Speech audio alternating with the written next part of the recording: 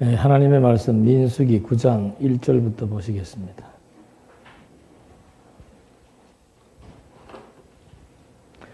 민수기 9장 1절.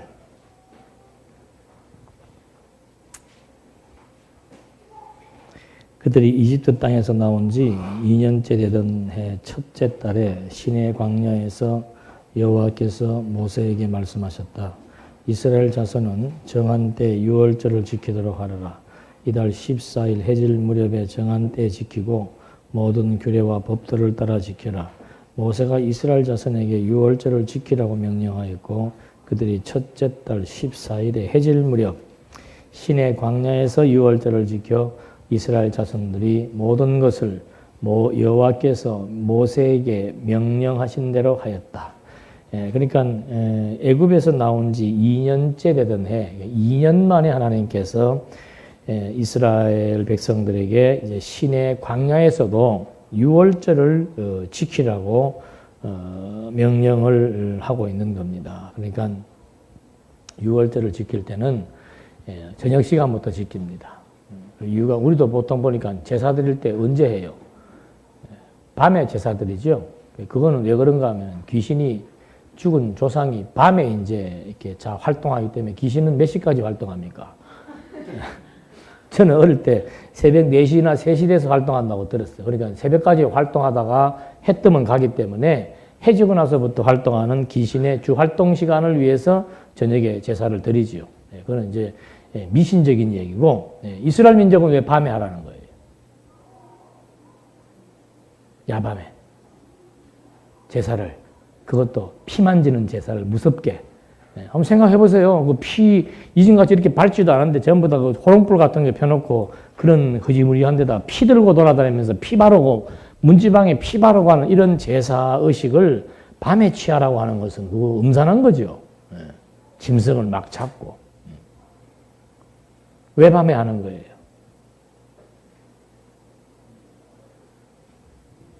귀신이 밤에 활동하니까?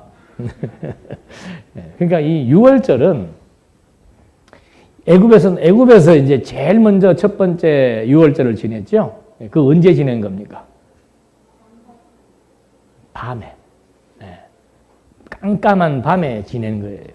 그리고 그 의미는 뭔가 하면은 이제 그 이유는 뭔가 하면은 애굽에 있는 모든 장자들, 짐승의 첫 새끼는 다 죽이는데 이제 이스라엘 백성들의 모든 첫 것과 장자들은 다 살려놓겠다.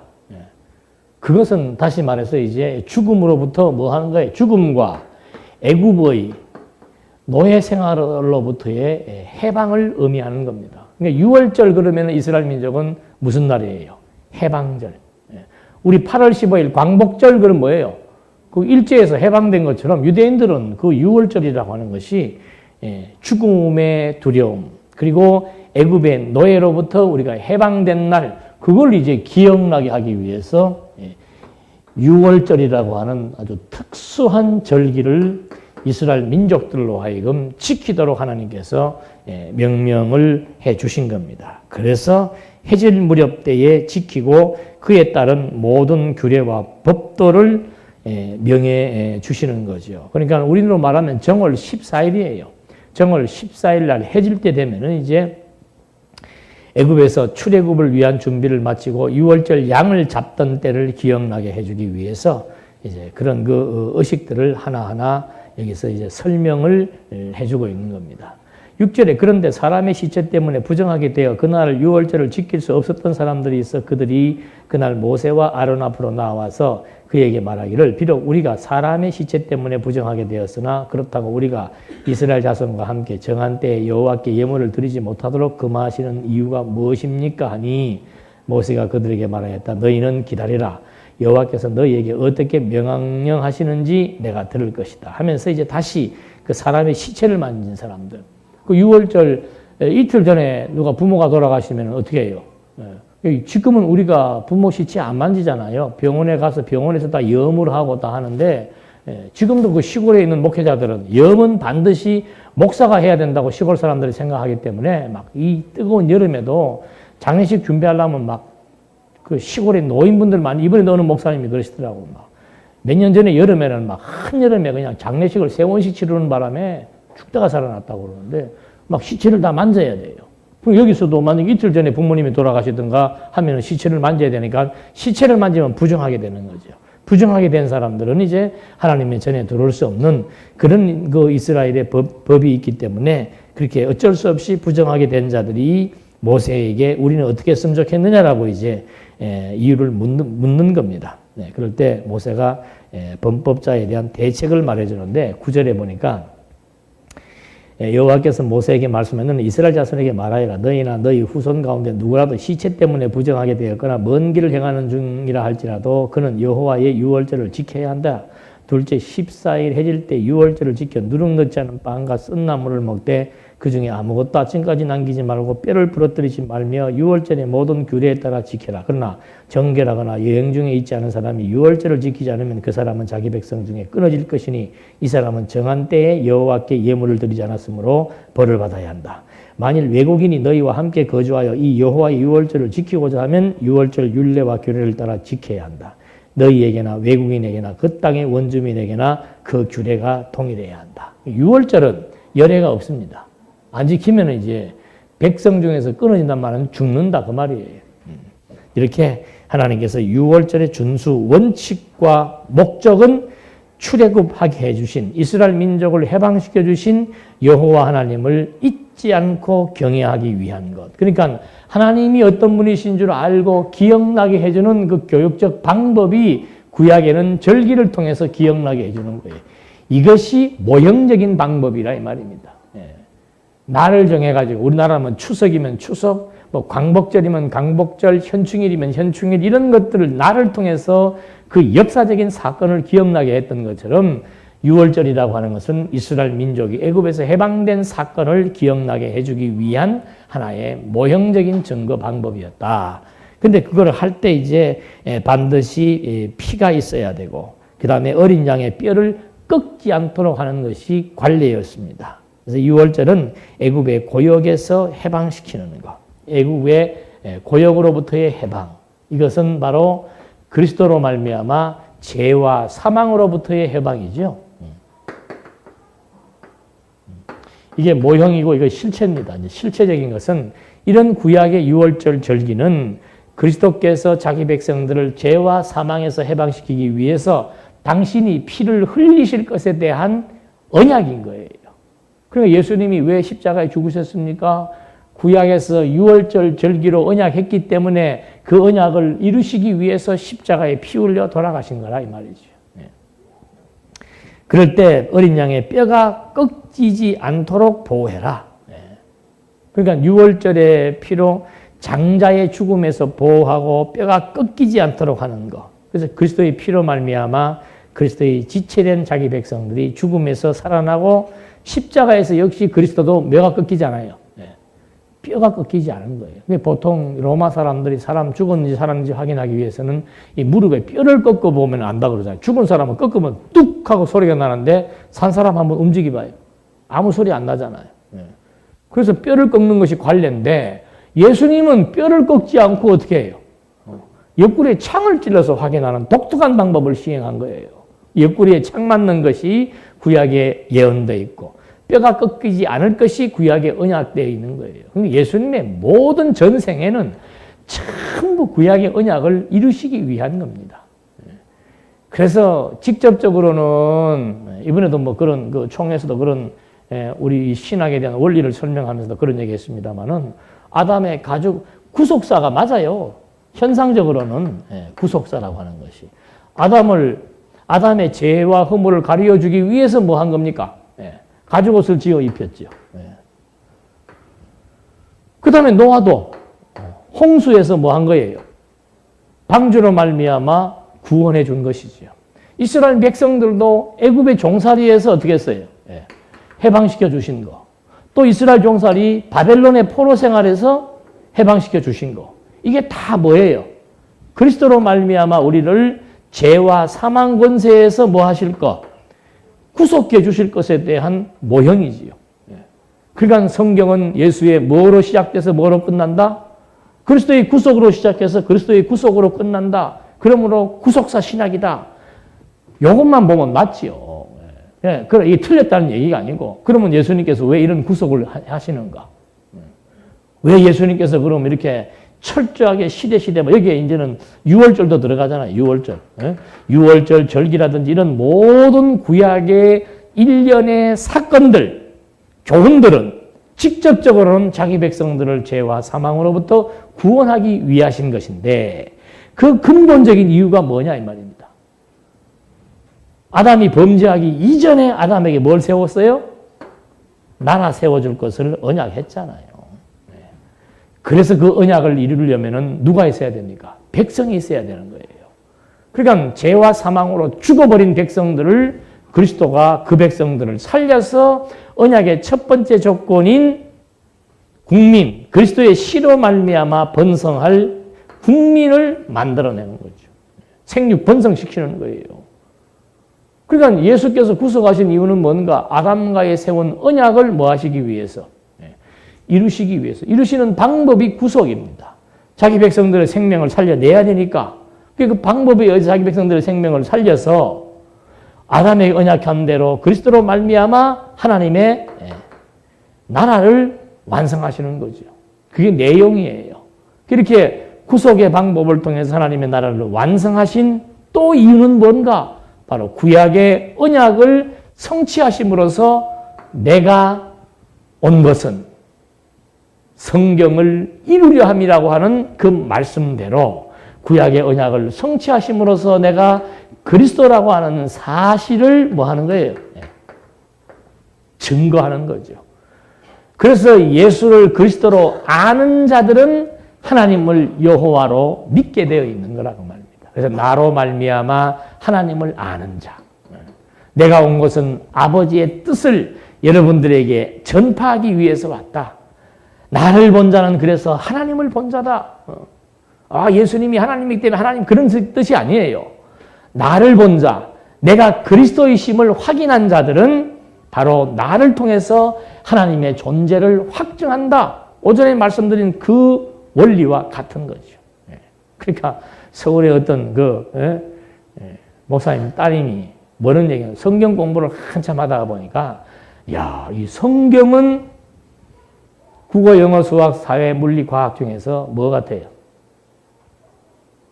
국영수 중에서 성경은 수학이다. 우리 수학 선생님 계시는데 미안합니다. 문자 앞에서 또 도사 앞에서 또 수학은 뭐예요? 논리다. 여러분 성경은 완전히 논리예요. 논리. 논리라고 하는 것은 하나의 체계가 있음을 말하는 겁니다. 이게 그냥 앞뒤 맥락 없이 불쑥 기분 좋으면 이 말 했다가 기분 나쁘면 저 말 이게 아니고 완전히 논리입니다. 논리. 논리는 어떤 근거가 분명하고 주제와 목적이 분명하고 하나의 궁극적 의미가 정확하게 포착되어 있는, 결정되어 있는 겁니다. 그것을 향해서 이 신구약 성경 66권이 전부 체계를 이루어서 하나의 목적과 궁극적 의미를 도출해내고자 하는 거죠. 성경을 기록한 목적이 뭐예요? 하나님 영광을 우리에게 보여주기 위한 겁니다. 그거를 보여주는 원리가 뭔가? 언약과 성취예요. 그 내용이 뭔가? 언약의 내용이 뭔가? 하나님의 나라입니다. 그러니까 구약에서는 이스라엘 나라를 들어 섭리하시고 신약에서는 그리스도 하나님의 나라인 교회를 통해서 전개해 나가시는 거예요. 그러면 그건 어떻게 이루어지는 방법, 어떤 방법으로 이루어지는가? 그리스도의 구속을 통해서 이루어지는 거죠. 그래서 이런 사건들을 원리와 내용과 방법에 의해서 체계적으로 해석을 하니까 뭐가 나타나게 되는 거예요? 하나님은 여호와로 뭐 한다? 존재하신다. 이게 궁극적 의미 또는 신학적 의미가 되는 겁니다. 그러니까 성경은 어디를 읽든지 간에 이런 체계 속에서 목적과 내용, 과정과 결론에 따라서 항상 답은 똑같은 거예요. 그래서 66권을 누가 해석을 하고 어떤 부분을 해석을 하더라도 그 내용, 이것을 전개하기 위한 과정상에는 다양한 방법들이 전개되지만은 창세기에서 창조가 나오고 출애굽기에서 해방이 나오고 레위기서에서 제사가 나오고 민수기에서 광야 생활이 나오고 신명기에서 신세대 재교육이 나온단 말이에요. 그 과정상의 내용은 다 다르죠. 그러나 목적과 체계와 결론은 다 똑같이 하나의 의미를 도출해낼 수 있도록 만들어 놓은 거. 그게 수학입니다. 수학. 정말 논리 정연한 거죠. 1 더하기 1은 뭐가 나와야 돼요? 딱 2. 그런 공식 체계예요. 이거에 의해서 무엇이 만들어지는 거?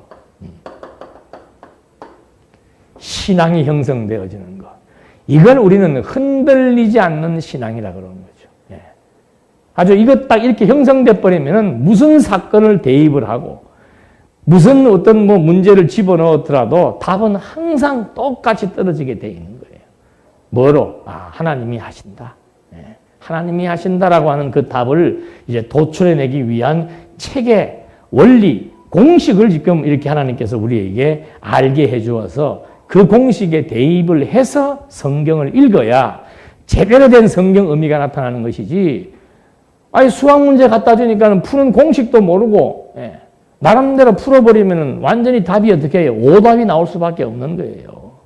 이 공식을 지금 정리해 놓는 것이 성경 개론이라 그 말입니다.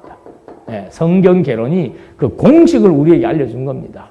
그 공식에 대입을 해서 풀어야만 이런 결론과 해답이 떨어지게 되어 있는 거죠. 근데 참 안타깝게도 그 공식이 지금 제대로 된 공식이 16세기 이후로부터 종교개혁 때부터 지금까지 완벽한 공식이 지금 정리가 안 돼 있었다는 거 아닙니까? 그래서 그 공식이 체계화 정리된 것이 성경개론이라서 그거에 입각해서 성경을 풀고 해석을 해야만 진짜 딱딱딱 떨어지는 수학적 논리처럼 아주 정확한 해답으로 귀결되게 돼 있는 거죠. 이런 공식을 주었으면 공식에 맞추어서 성경도 보고 듣고 해석해야 되는데, 공식은 풀지 않고 그냥 맨날 답만 외워가지고 단답식으로 답만 외워가지고 보려고 한다거나, 안 그러면 엉터리 공식 만들어가지고 대입시켜 봤댔자 말이 안 되는 것이죠. 그래서 이런 구약과 신약에 대한 내용들, 우리는 레위기서를 공부해도 히브리서를 공부해도 결론과 원리는 항상 같은 것에 의해서 답이 정돈될 수 있다는 것을 피차에 확인을 해본 겁니다. 그래서 이렇게 지금 6월절에 대한 것을 지키라고 말씀을 해준 다음에 15절에 보니까 성막을 세우던 날에 구름이 정거막인 성막을 덮었고 저녁부터 아침까지 불의 모양이 성막 위에 있었다. 이와 같이 구름이 항상 있어서 그것을 덮었고 밤에는 불의 모양이 있었다. 구름이 장막 위로 떠오르면 이스라엘 자손이 행진하였고 구름이 머무른 곳에 이스라엘 자손이 진을 쳤다. 여호와의 명령에 따라 이스라엘 자손이 진행하고 여호와의 명령에 따라 진을 쳤으며 성막 위에 구름이 머무는 날 모든 날 동안 그들은 진영에 머물렀고 구름이 성막 위에 오랫동안 머물러 있을 때에는 이스라엘 자손이 여호와의 명령을 지켜 출발하지 않았다. 구름이 성막 위에 며칠만 있어도 여호와의 명령에 따라 진을 치고 또 여호와의 명령에 따라 출발하였으며 구름이 저녁부터 아침까지 머물다가 아침에 떠오르면 그들이 출발하였고 낮이나 밤에 구름이 떠올라도 그들이 출발하였다. 이틀이나 한 달이나 혹 1년이든지 구름이 성막 위에 머물러 있으면 이스라엘 자손이 진을 치고 출발하지 않다가 그것이 떠오를 때에 진행하였다. 그들이 여호와의 명령에 따라 진을 치고 여호와의 명령에 따라 출발하였으며 모세를 통해 주신 여호와의 명령에 따라 여호와의 명령을 지켰다. 광야 생활에 행진하는 원리를 지금 여기서 말해주는 겁니다. 첫째는 절기를 지키는데 1년에 한 번씩 6월절 절기를 지켜서 하나님이 어떤 분이신지를 기억나게 해주는 것이고 그 다음에는 일상이에요. 일상. 일상에서는 어떻게 해요? 여호와의 명을 따라 움직이는데 그 명은 무엇에 의해서? 구름에 의해서 이제 인도함을 받는 거죠. 구름이 멈추면은 멈추고 구름이 뜨면은 가고 하루를 멈추면 하루를 쉬고 한 달을 멈추면 한 달을 쉬고 1년을 멈추면 1년을 쉬면 돼요. 무엇 따라만 가면 됩니까? 여호와의 명을 따라. 그러니까 우리의 일상도 똑같아요. 우리의 일상도 구약에서는 여호와의 명이 구름이 뭐예요? 하나의 모형이며 실체에 대한 증거지요. 그 실체는 뭡니까? 여호와의 명의 실체가 뭐예요? 오늘은 구름이 아니고 뭐예요? 말씀에 의한, 또 말씀이라 그러면 또 안 돼. 말씀이라 그러니까 아침에 눈 떠가지고 하나님 오늘 말씀을 주시옵소서. 오늘은 동으로 가거라. 아니면 이제 성경책을 딱 펴갖고 욥기 29장 1절 욥이 또 비유를 들어 말했던 내가 지나간 달과 하나님이 나를 보호하시던 날에 지냈던 것 같이 되었으면 오늘은 내가 지나간 옛날을 추억하면서 그때 생각나는 그 일처럼 오늘도 하나님이 나와 함께해서 그 일을 이루어 주실 것이다. 이게 여호와의 말씀이 아니에요. 여호와의 말씀은 뭐예요? 수학 잊어버리지 마십시오. 이 체계에 의해서 하나님이 존재하시며 하나님이 하신다는 것에 대한 확신, 그것이 우리를 지혜롭게 만드는 거예요. 범사의 하나님을 인정하도록 만드는 것이 여호와의 말씀입니다. 그래 오늘 눈 탁 뜨면은 뭐가 생각이 나요? 나의 갈 길 다 가도록 주가 인도하신다. 그거 한 구절만 생각이 나도 아침에 문 열고 탁 나가면서도 어떻게 해요? 하나님께서 내 앞길을 어떻게 하신다? 인도하신다. 오늘은 95번 버스를 타고 인도하시고 내일은 지하철을 타고 인도하시고 뭐 인도하시는 대로 주어지는 여건대로 버스 타고 갈 거면은 버스 타고 자가용 타고 가면 자가용 타고 트럭이면 트럭이고 그냥 운전대 잡으면서 오늘 하루도 하나님의 인도하심을 기억하면서 오늘 주어진 일터 속에서 이 일터가 누가 주신 거예요? 하나님이 주신. 그 생각나면은 그 생각만 가지게 되면은 사장이 잔소리를 하든 말든 월급을 제때 주든 말든 많든 적든 상관없이 어떻게 해요? 점점점. 그게 지혜지요. 생각이 나면은 그냥 즐거운 거예요. 그래서 그게 화평이고 오전에 공부한 대로. 하나님의 말씀 주어져서 하나님이 인도하신다? 제가 늘 그러잖아요. 그거라도 안 주시면 어떡할 거예요? 2다리로 걷지 못하고 1다리로 걷게 하면 어떻게 할 겁니까? 오늘 주신 여건보다 못하게 하면 어떨 겁니까? 그래서 저는 과거에 그런 얘기, 요즘은 어떻게 병원에 신방 갈 일이 거의 없는데, 어쩌다가 병원에 신방 가면은, 주로 병원에 신방 갈 때는 응급실로 가는 게 많잖아요. 응급실 가서 한번 딱 보고 나면 뭐 더 나을 것 없죠. 아이고, 주여, 감사합니다. 이렇게 건강 유지하며 살아오게 하신 것도, 제가 화, 수, 목, 금, 토 5일 동안 먹는 게 지치는구나 하는 걸 이번에 또 느꼈어. 어떻게 그냥 먹는 걸 해대 먹이는지. 우리 총회 포럼 하면서도 그 교회도 크지도 않아요. 저 충청남도 그 말리포 옆에 있는 조그마한 교회인데, 그 어떻게 거기 막 계시는 분 음식 솜씨가 막 완전히 토속적인 음식 솜씨가 돼갖고 막 김치면 김치, 나무이면 나무 막 집는 것마다 맛이 있어가지고 전부 먹는데 심취해가지고. 한 며칠을 거기서 먹는, 마지막 저녁 먹을 때는 좀 지친다. 아침 딱 먹으니까 야, 먹다가 지치는 게 이거구나. 그러니까 하나님이 오자마자 금식을 시켜버리더라니까. 주신 여건에 만족할 수 있는 지혜. 이거 놓치면 안 돼요. 그래서 이 응급실도 때로는 한번 가보는 것도 좋아요. 진짜 이게 너무너무 소중한 것이구나. 항상 눈높이를 어디에 맞추자? 눈높이를 어디에 맞추자? 현실에 맞추자. 꿈꾸지 마십시다. 우리 꿈꾸다가 이번에 실패했죠? 그리스한테 이길 때는 세계를 제패할 것 같은 아르헨티나 정도는 하니까 하나님이 사정없이 어떻게 만들어버려요. 그 죄도 우리한테 있어요. 우리도 그 포럼하러 갔으면 밤 11시까지 해야 되는데 8시 한 20분쯤 돼 가니까 전부들 오늘 막 빨리 끝냅시다. 8시 25분입니다. 막 이러고 이제. 그래갖고 포럼하던 목사님들이 단체로 아리엔테전에 다 한 방에 앉아가지고 이제 신기일전에서 이길 것이라고 하는 확신을 가지고 했는데 하나님은 사정없이 패배시켜서 우리가 다 같이 회개를 했습니다. 공부하러 갔으면 공부해야 되는데 사실 축구도 공부지 뭐. 완전히 저녁 맛있게 먹은 거 그냥 다 그냥 스타일 구겨버리고. 현실에 충실해야 돼, 현실에.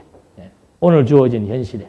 먹을 것과 입을 것이 있은즉 족한 줄로 알고, 내가 기준을 높이면은 우리 자식들도 마음에 안 들지요. 그 우리의 귀한 아드님, 따님들, 있는 그대로 바라보자니까, 있는 그대로. 그러면은 뭐 불만 생길 거 없지. 그것도 또 막 내가 막 진짜 막 늘 우수한 학생이었기 때문에 막 전교 늘 수석을 했던 사람이 우리 아들이 공부를 못하면은 막 아유 저런 것이 어디서 태어나서 할 줄 모르지만 우리 보통 안 그렇잖아요. 그런 케이스 부모도 별로 없어. 그런 케이스 부모도 걸리면 자식이 너무 힘든 거예요. 그러나 우리 자식들은 그나마 은혜인 줄 알아야 돼. 우리 자녀분들 은혜인 줄 알아야 돼. 부모님들이 그렇게 막 학교 다닐 때 훌륭하지 않은 것이 은혜인 줄 알아야 된다니까. 자녀도 마찬가지고 부모도 마찬가지고 그냥 현실, 오늘 주어진 현실 만족은 하나님 인정에 의해서만 가능해진다라고 하는 거예요. 그래서 하나님께서 구름과 불기둥으로 인도했던 광야 생활의 이 지혜가 오늘 우리에게도 그대로 적용된다는 사실. 6월절도 그대로 적용된다는 사실. 그리스도를 통해서 하나님의 존재를 우리가 기억할 수 있다라고 하는 것. 광야 생활의 구름기들을 통해서 그들의 삶의 방식이 새로워졌던 것처럼 오늘 우리도 하나님의 말씀을 통해서 하나님의 지혜가 주어지니까 우리의 삶의 방식과 태도가 달라진다라고 하는 것. 그래서 이 구름기둥 멈추면 멈추고 가면 가고 불평, 불만 이런 거 필요가 없는 거죠. 그래서 이 신학적 의미는 정말 길 되시는 그리스도의 인도하심 따라 갈 수 있다라고 하는 것. 택한 백성들은 자기 생각이나 자기 욕심대로 사는 것이 아니고 성령의 인도하심 따라 사는 겁니다. 성령의 인도하심 따라 사는 것은 무엇입니까? 성령의 인도하심 따라 사는 게 뭐라고 그랬어요? 잊어버리지 마세요. 이게 성령의 인도하심 따라 가는 겁니다. 성령의 인도하심 따라 간다는 게 자꾸 이상한 생각하면 안 돼요. 책을 펼친다거나 혼자 우물우물 해가지고 이렇게 하면 안 되고 오늘 현실을 인정하는 것이 주의 인도하심을 따르는 겁니다. 오늘 현실을 인도하는 것. 그러면 불평과 불만과 원망은 뭐예요? 주의 인도하심을 뭐 하는 거예요? 거부하는 거지. 거부해도 괜찮아요. 거부한 만큼 여러분 우리도 저기 보니까 파라솔 2개 쳐놨잖아요. 땡볕에 파라솔에 있으면 시원하지만 벗어나면 어떻게 해요? 덥습니다. 마찬가지예요. 하나님의 인도하심을 거부하는 만큼 욕심의 지배를 받으니까 피곤하고 지치고 그냥 현실대로 살면 얼마나 행복해요. 만족이 나오는데 그거 뭐 더 잘해보겠다고 더 많이 해보겠다고 더 멋있게 해보겠다고 그것도 불신앙입니다. 그냥 생긴 대로 있는 만큼 재능 주어진 대로만 살면 되지. 이 강의하는 사람도 그래요. 여기서 할 때는 어떻게 해요? 늘 여러분들 보니까 편안하게 한단 말이에요. 제가 이제 다음 달부터는 주일날도 서울에 가서 해야 될 것 같은데 거기 가면은 사람도 많지요. 교인들도 많고 또 색다른 무대가 되니까 내가 무슨 각오를 하겠습니까? 잘해야 되겠다.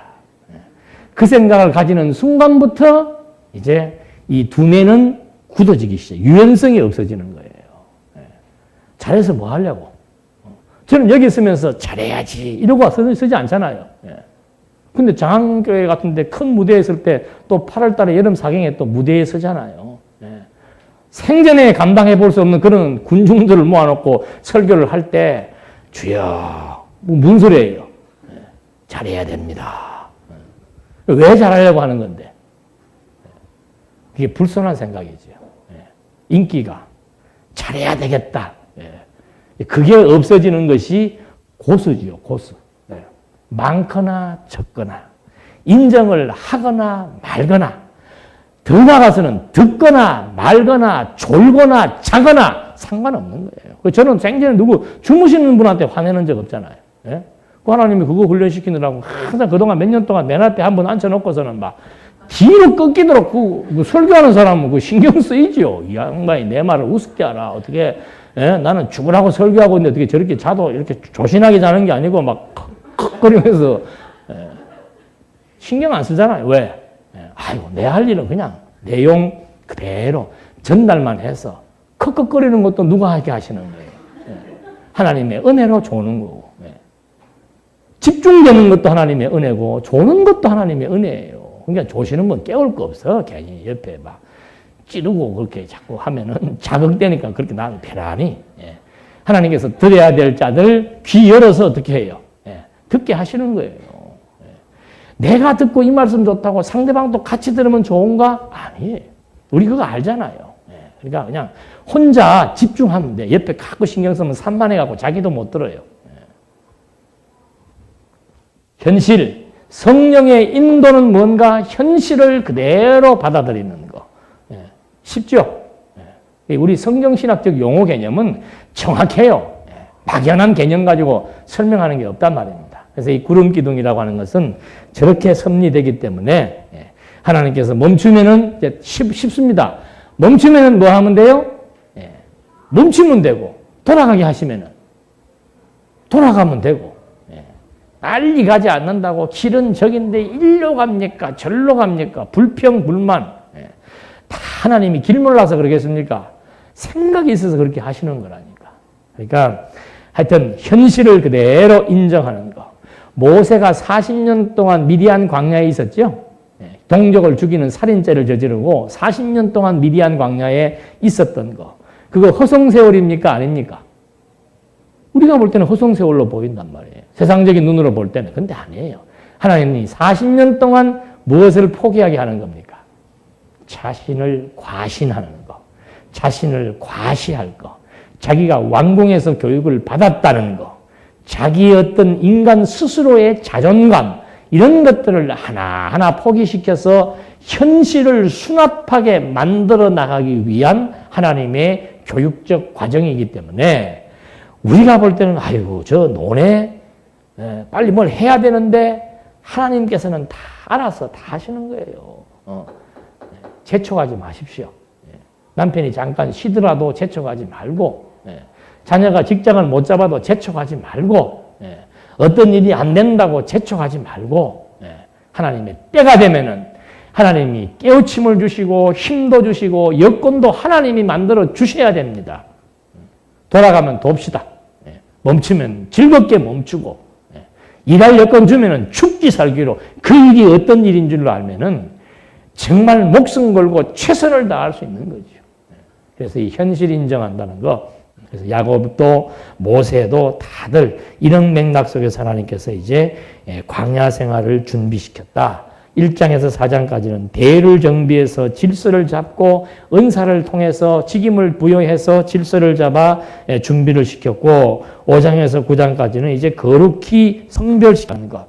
자기 백성, 이 백성과 다르다는 것 구별지어서 자기 백성들은 하나님의 인도하심을 받고 정말 성령의 인도하심을 따라 살아간다는 사실을 깨닫게 해주기 위한 그런 의미에서 이제 하나하나씩 교육을 시켜놓고서는 그렇게 교육을 시켰으니까 그 다음에 이제 뭐 하는 거예요, 이제.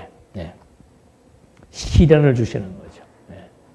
광야 생활을 시킬 때 준비 과정이 뭔가 다 자기 자리, 자기 맡은 임무 가르쳐 주고 그 다음에 하나님을 기억나게 해줄 수 있는 절기 딱 정해주고 그 다음에 광야에서의 살아가는 방식을 가르쳐 주었습니다. 구름 기둥 따라가지 않으면 죽는다. 절기 지키지 않으면 죽는다. 그 말은 여호와의 인도하심을 따라가지 않으면 죽는다. 그 말이 마찬가지예요. 여호와는 나의 목자시니 내게 부족함이 없으리로다. 목자 따라가지 않는 것은 죽는다. 그걸 이제 해놓는 것이 광야 생활을 하게 하기 위한 준비 과정이 있죠. 준비 과정이 끝나면은 뭐 하는 거예요? 이제 실무에 들어가는 겁니다. 실무에. 그러니까 오늘 주어진 현실이 준비일 수도 있고 실무일 수도 있다 이 말이에요. 그러니까 낙심할 거 없습니다. 하나님께서 다 뜻이 있어서 준비시켜 나가는 것이고 때가 되면은 실무를 이제 다 하나하나씩 주어서 현실 속에서 철저하게 자기 일을 하면서 살아가게 섭리하실 것이 이제 우리는 민수기서를 통해서도 확인해 볼 수 있잖아요. 이제 이렇게 시련을 주시는데 시련을 몇 차례 주시는가? 세 차례 주시는 거예요. 3차 시련. 그래서 첫째, 둘째, 셋째 시련을 주시는데 이제 이 시련도 이제 애굽에서 나올 때 한 20세 이상 된 자들만으로 교체를 시켜버립니다. 그러니까 애굽에서 400년을 살아왔으니까 벌써 이게 막 애굽의 문화에 완전히 젖어들어 버린 거예요. 다른 생각을 바꾸지 못하는 거예요. 여러분, 우리도 보십시오. 교회 딱 그러면 건물이 있어야 되고, 그 다음에 뭐 있어야 돼요? 목사 있어야 되고, 그 다음에 이렇게 강단과 이 강단을 재단으로 꾸며놓고, 이거 지금 다 종교개혁 때 개혁한 거란 말입니다. 근데 교회 그러면 벌써 막 이걸 막 재단으로 꾸며놓고, 막 이렇게 뭐 거리감을 두고, 의식을 갖추고, 제가 한 번씩 툭툭 던지는 말입니다만, 초대교회 때 지금 여기에 나와 있는 이런 주보도 없었고, 초대교회 때 이 주보에 따른 이런 의식도 하나도 없었어요. 그냥 예수님께서 모여서 그냥 오늘 뭐 그냥 한마디씩 하는 거예요. 구약 성경 생각나는 대로 한마디 던져놓고서는 설명해주고, 우리들의 생각을 한 곳 방향으로 모아지게 해주고, 그 또 말씀하시다 보면 때가 되니까 뭐 고파요? 배고프니까 뭐 하는 겁니까? 밥 먹고, 양식 없으면 예수님이 또 뚝딱 오병이어 해가지고 밥 먹여주고, 그리고 또 이제 피곤하면 또 쉬고, 예수님이 또 사람들 너무 많이 모이면 어떻게 해요? 설교 안 하고 도망가시고, 우리는 적게 모여서 지금 힘 빠지는데 예수님은 많이 모이면 피곤해서 도망가셔요. 설교 안 해요. 하시더라도 알아듣지 못하게 해버리고. 그러니까 사도들도 그대로 복음을 전파할 때도 그냥 가서 듣고자 하는 사람이 있으면은 구약을 인용해서 구약 성경을 풀어서 예수는 그리스도이시며 하나님은 여호와시다. 그게 다예요. 근데 무슨 오늘날은 어떻게 뒤바뀌었는지. 자, 묵도하시고, 예수님이 언제 묵도하십시다 했어요? 없어요, 그럼. 사도신경 고백을 하고, 찬송 일어섰다가 부르고, 앉아섰다가 부르고, 왜 찬송을 어떤 건 일어서서 부르고, 신앙 고백하고, 교동문 낭독할 때는 또 다 일어서가지고 교동문 낭독해야 되고, 앉았다, 일어섰다. 저는 그 천주교 명동성당에 한번 그 친구 결혼식 때문에 갔다가 어떻게 헷갈리는지 막 앉았다가 일어섰다가 막 옆에 보고 앉으면 또 같이 앉고. 그게 의식이란 말이에요. 그래갖고 사람을 자꾸 다른 쪽으로 생각을 바꾸는. 그렇게 해서 신의 이름으로 신의 대리자의 말에 복종하도록 만들어 나가는 이것이 그렇게 해나가는 수단의 하나가 의식이다 이 말입니다. 의식 이거 완전히 탈피해버려야 되는 거예요. 그냥 우리가 모이기 좋은 시간에 약속을 했으니까 그 시간에들 모여서 성경 강론해서 결론 뭐 있습니까? 공부하면 할수록 하나님이 하시는 게 너무 분명하고 하나님의 살아계심이 너무 분명하고 하나님이 날 사랑하심이 분명하니까 어려운 여건 속에서도 무릎에 힘이 들어갈 수 있고 저는 다리를 곧게 펼 수 있는 그런 신앙적 확신에 의해서 당당하게 힘있게 비록 가난하고 병들어도 흔들리지 않은 신앙에 의해서 살아갈 수 있도록 저력을 견고한 믿음을 세워나가는 이것이 지금 교회가 할 일이라서 끊임없이 가르치는 일이 다라 말입니다. 제가 이번에 그 칼빈이 세웠던 그 제네바 교회 가서 또 한 가지 놀란 것은 그 당시에 16세기 때 교회의 말씀을 가르치는 사람이 4사람이나 되는 거예요. 요즘으로 말하면 한 교회에 목사가 4사람씩 협동 목사를 한 거예요. 우리야 뭐 지금 한 사람이 해도 뭐 사람이 얼마 안 되니까 뭐 별 필요가 없습니다. 만약에 사람이 많아지면은 혼자서 감당이 안 되는 거예요. 근데 한국 교회는 완전히 1인 독재 체제가 돼가지고 한 사람에 의해서 그냥 막 꽉 모든 것을 다 걸머쥐고, 빨리 장로 되실 분들 있으시면 빨리 나와서 장로 일 하시면 돼. 지금 장안교회의 체제개혁이라는 게 그거예요. 교회가 학교인데, 학교면 학생들 1학년짜리도 있고, 초등학교도 있고, 고등학생도 있고, 대학생도 있는데, 이건 막 대학생, 연구원생, 고등학생, 초등학생 한 군데 다 몰아놓고, 그게 무슨 교육이 되겠어요? 우리도 보니까 그러더만 초등학교 1학년, 2학년 있는데 영빈이 목소리, 아버지 목소리 해가지고 이러고 앉아있어요. 그건 교육 안 돼요.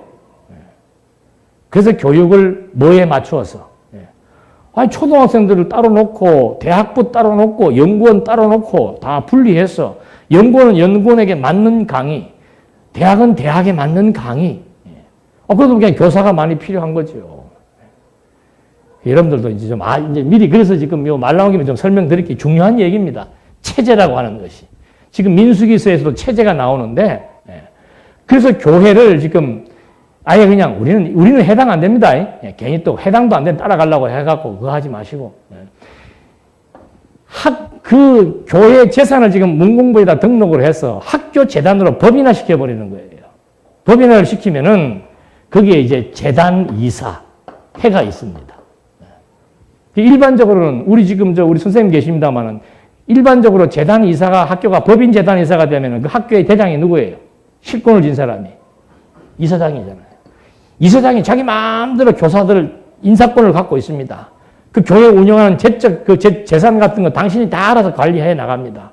그러니까는 사회에서도 마찬가지예요. 돈을 몇십억씩, 몇백억씩 투자했으니까 그런 권한 주는 게 당연하죠. 그러나 거기에는 무슨 모순이 있는가? 재단 이사장의 독주가 지금 나타날 수밖에 없는 거죠. 이 견제가 안 되는 거예요.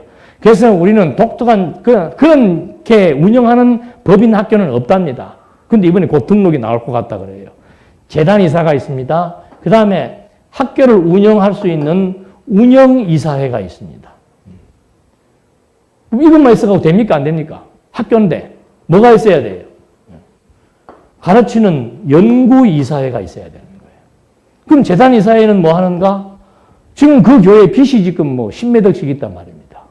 그러니까 빚이나 이자를 충족해 내려면은 뭐 1년에 최소한 한 1억 이상은 있어야 되는 거예요. 그럼 이 사람들은 어떤 사람이라 해야 되는가? 자기들이 스스로가 출자를 해서 몇 명이 되든 간에 1억 이상의 돈을 갖고 그 재단의 빚과 원금을 갚아나가는 일을 하는 사람이 재단이사예요. 그렇게 하려면 재단이사가 되려면 기준이 있어야 될 거 아니에요. 1년에 1,000만 원 이상을 하든지 2,000만 원 이상을 하든지 선이 있단 말입니다. 그렇게 하면서 이 진리의 말씀을 지켜나가기를 원하는 사람이 있으면은 장원에서 하라 이 말입니다. 근데 벌써 9명이 나와서 재단 이사가 구성이 돼서 지금 서류가 들어간 거예요. 그럼 이 9사람이 하는 일은 뭔가? 뭐 교수를 자기들이 임명하고 이 재단을 마음대로 팔고 사고 할 수가 없습니다. 거기에 단서를 붙여놓은 거예요. 이 세 이사회가 모여서 그 세 이사회의 결의가 있어야만 땅도 팔 수 있고 확장도 할 수 있고 사람도 채택하는데 전부 동의 제창을 할 수 있도록 만들어 놓은 거예요. 한 팀에서 독주를 할 수 없단 말입니다. 그럼 이 사람들은 하는 일이 뭔가? 아이고 그러면 내가 안 할란다. 돈 실컷 내고 뭐 아무런 권한도 없이 이거 뭐하러 해? 이게 사회 개념입니다만은 교회 개념은 그게 아니죠. 봉사 개념이에요. 무엇을 위해서 일을 하는가? 나 진리를 지키기 위해서 일하는 겁니다. 내가 내 권한 발동시키기 위해서 일하는 게 아니고 진리를 보존하고 계승하고 가르치기 위해서 일을 하니까 나는 이 일에 있어서 하나님이 내게 주신 여건이 좀 괜찮으니까 나는 돈 벌어서 이 일에 가치를 부여하고 있으니까 이 일을 위해서 나는 돈을 쓰겠다 이 말이에요. 그러니까 여력이 되는 분들은 장로든 권사든 안수집사든 상관이 없이 여력이 되시는 분들은 재단이사가 되는 거죠. 그러니까 장로라고 하더라도 여력이 안 되면은 사실은 장로쯤 되면은 교회의 리더입니다. 교회 재정을 담당하고 재단을 관리할 수 있는 관리를 하려면은 재정적인 능력이 있어야 되는 거예요. 그럼 뭐 돈 없으면 장로하지 말란 말이냐? 아니 돈 쓰는 일을 하는 것이 지금 재단이사인데 돈 없이 자기 생활도 안 되는 사람이 어떻게 재단이사가 될 수 있어요? 장로의 일도 마찬가지입니다. 장로가 교회를 다스리는데 입으로만 다스려요? 아니에요. 교회 모든 큰 덩치, 살림살이, 이 부동산, 동산 이런 것들을 다 지금 관리하고 해야 되는데 땅을 지금 한 여기 200평 더 사야 되겠다. 그거 정도 더 살려면은 장로쯤 되면 그거를 어느 정도는 담당할 수 있어가지고 교인들 앞에 지금 우리 장로회에서 또는 집사회에서 어느 정도 충당을 했습니다. 근데 요만큼이 모자라는데 우리 성도는 좀 협력 좀 해주시겠습니까? 이렇게 해서 일이 진행되는 거지. 장로도 똑같이 20만 원, 서리집사도 20만 원. 그러니까 이게 교회도 발전이 안 되고 그 회 자체가 제대로 그 본연의 취지와 목적에 따라서 운영이 안 되는 거예요. 그래서 그런 것들을 이제는 이런 법인 체제에 의해서 하나하나 정리를 해나가는 거죠. 주어진 현실의 능력과 여건 따라서 일하라 이 말입니다. 장로가 명예직이면 해야 되죠. 명예직이면 그동안 내가 몇 년이 되었으니까 내가 공로자니까 뭐 이렇게 해서 명예직이라면 모르지만 이건 명예직이 아니고 이 일을 위해서 거금을 투자하는 일입니다. 그러니까 진리에 대한 가치 없으면은 여러분 1년에 돈 1,000만 원씩 하면은 한 달이면 얼마예요? 빨리 계산해 봐요. 한 5, 60만 원 되겠죠? 여러분 한 달에 5, 60만 원 적금을 불면은 3년 지나면은 그게 목돈이 됩니다. 그렇게 귀한 돈을 갖다가 누가 그런 일에다가 쓰겠습니까? 가치를 모르면은. 예? 한 달에 20, 30만도 자녀들을 위해서 적금 들어놓으면 얼마든지 요긴하게 쓸 수 있습니다. 근데 왜 교회 연보를 하는 거예요? 가치를 아니까 한단 말입니다. 그런데 이게 원래대로 이렇게 딱 되면 좋은데 이게 사람들이 많다 보니까 가치를 알기 때문에 하는 게 아니고 자기 입장 때문에, 얼굴 때문에 또는 직분 때문에 일하려고 하는 사람들이 많은 거예요. 그래서 이런 거를 좀 가급적이면 어느 정도 그런 명예나 인기를 위해서 하는 사람들의 그런 장치를 막아보기 위한 적절한 제도적인 것이 이제 이런 것으로 또 한 가지 표면화된 거예요. 그래서 재단 이사는 이렇게 1년에 어느 정도 해서 큰 목돈을 책임지고 재단의 그 빚과 원금을 갚아 나가고 또 시설 같은 거 확충할 일이 있으면 또 돈 내서 확충하면 되는 거고, 운영이사는 이제 연구소 운영도 해야 되고 교회의 여러 가지 많은 각 기관의 일도 해야 되니까 그 운영을 하기 위해서는 뭐 예를 들자면 뭐 1년에 300이든 400이든 선을 정해놓고 나 이 일을 위해서 이 정도 할 수 있다. 할 수 있는 사람들 하라 이 말이에요. 할 수 있는 사람들. 그렇게 해서 운영이사, 집사든 뭐 직분이 있든 상관없어요. 그냥 이 일의 가치를 느끼는 사람이 얼마씩 하면은 매년 이렇게 해서 운영이사가 정해지는 것이고, 연구이사는 전적으로 이제 연구만 하는 거예요. 그러니까 1년에 한 번씩 이사회를 열면은 대표가 나와서 여기에서 우리가 이번에 연구를 하는데 책을 몇 권 써냈는데 책을 좀 출판해야 되겠습니다. 저 같은 경우는 금년에 2권을 출판하고 싶은데 출판비에 문제가 있어가지고 한 권은 못하게 된 거예요. 그러니까 한 권만 지금 이번에 금년에 나오는 거예요. 그런 거 있으면은 재단 이사회나 운영이사회에다 얘기하면 되지요. 이번에 이렇게 해서 했는데 좀 해주십시오 하면, 그렇습니까? 안 나와서 못하지요. 안 나와서. 그렇게 해서 1년에 한 번씩 모여가지고 연구팀들을 1년에 어떠한 연구를 해서 금년도에 무슨 책들을 몇 권 정도 펴낼 것이고, 재단에서는 지금 연구실이 어디가 부족합니다. 교실이 어디가 부족합니다. 건의가 나오면은 기다려 보십시오. 한번 연구해가지고 재단 이사들이 모여가지고 뭐 몇천만 원을 만들든지 해가지고 그 자기들이 만들어내는 거예요. 운영을 위해서 필요한 1년 동안의 운영을 위해서 필요한 자금을 다 협력해서 전부 진리를 위해서 이 3건이 분립되어 가지고 각각 자기 일을 하는 거예요. 그럼 여기면 연구만 하면 되지요. 여기는 빚 걱정하는 거 여기서 하는 거고, 여기는 매월 들어오는 자금 가지고 매월 운영, 전기세 등등 여러 가지 운영해 나가면 되는 거고. 그리고 이 재산은 수천억이 되더라도 세 팀의 협의가 없으면 안 되는 거죠. 근데 재단 이사회가 내가 했다가 우리 아들, 친척, 친구 딱 집어넣어서 한마음 한뜻 사람들이 넣어가지고 재단 팔아갖고 넘기는 경우가 비일비재하잖아요. 빚만 떠넘겨버리고 정부에다가. 근데 여기는 그렇게 할 수가 없어요. 세 팀이 다 사기꾼이 되면은 가능하죠. 세 팀이 다 사기꾼이 돼가지고 요거 팔아서 해결하고 그냥 해버리려면 가능하지만은, 운영이사가 그래도 최소한 7, 80명, 100명이 되는데, 그 중에 사기꾼이 10명은 있을 수가 있어도 정말 길 때문에 모였던 우리가 그 80명이 다 사기꾼 돼가지고 돈 때문에 한다는 것은 말이 안 되지요. 연구팀도 마찬가지고요. 일생을 연구를 위해 살아오는 사람들, 재정도 마찬가지고. 그래서 이런 장치에 의해서 이제 대한민국에는 대한민국뿐만이 아니에요. 그동안 기독교계에 없었던 이런 성경적 원리에 근거해서 각각의 은사 따라 자기의 일에 전념해 나가는 체제를 갖고 이제는 서로가 견제하면서 서로가 협력하면서 진리를 위해서 힘을 모아 전 세계를 향해서 복음을 전파하고자 하는 이런 이제 체제가 새롭게 구축되는 거예요. 이런 것도 모르고 어떤 사람은 박 목사님 이번에 금년 연말 돼서 이거 허락만 나면 목사 사표 낸다 그러시더라고. 그럼 그냥 연구소장, 나는 사적으로 박 사장님이라 부를 건데, 땅이 많아요. 그래서 이런 직분에 대한 명칭이 중요한 게 아니죠. 초대교회는 집사도 가르치는 일을 했어요. 은사가 있어야 돼. 그 대신에 집사가 자기 좋아서만 해갖고는 안 돼요. 가르쳤을 때 듣는 사람들이 잘 가르치고 듣고 좋아서 당신 좀 가르쳐달라 했을 때 하는 거지, 자기 열정만 가지고 듣는 사람들은 죽겠는데 혼자 열정만 가지고 해버린다면 그거는 은사가 아니죠. 사명만 있어가 되는 게 아니고 사명과 은사가 같이 주어져야 된다 이 말입니다. 그리고 최소한 이 팀에 들어오려면 그냥 평생 동안 성경 연구하는 것이 기뻐야 돼. 즐거워야 돼요.